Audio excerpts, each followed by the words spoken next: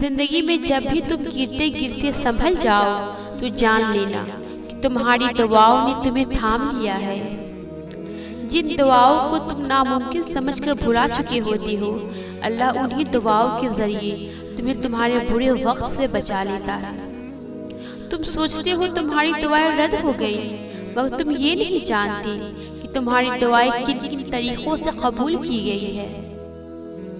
जो पत्थरों में रहने वाली चींटी को भी रिज़्क़ देता है, तुम्हें लगता है वो तुम्हें तुम्हारी चाहत से नहीं नवाज सकता। जो बेजुबान परिंदों की भी आवाज सुन सकता है, तुम्हें लगता है वो तुम्हारे दिल की कैफियत से नावाकिफ हो सकता है। वो जिसको न नींद आती है और न ऊंघ, तुम्हें लगता है वो तुम्हारी अज़ियत में गुजरे हुए किसी भी लम्हे से बेखबर हो सकता है। वो तो तुम्हें तब भी सुनता है जब तुम खुद भी नहीं सुन पाती। तो फिर ये कभी मत सोचना कि अल्लाह ने तुम्हारी इल्तिजा रद्द कर दी है। उसने हर सदा सुन ली है, बस उसने सिले का एक वक्त मुकर्रर कर रखा है।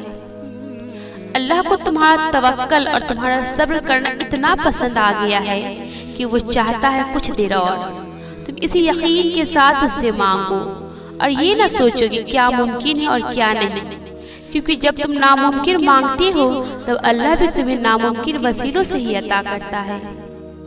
इस टूटे हुए दिल पर गम न करो, क्योंकि जिसने इसे बनाया है वह इस दिल को मोड़ भी सकता है और फिर से जोड़ भी सकता है। और वो दुआ जो मुंह से निकलते ही कबूलियत के मराहिल में दाखिल हो जाती है, वो टूटे हुए दिल की दुआ है। बस फिर जो मांग लिया जाता है उसकी अता में देरी नहीं की जाती। फिर वो शे भले ही तुम्हारे नसीब का हिस्सा ना हो। क्या तुमने सुना नहीं, तुम्हारा रब सब कुछ कर सकता है।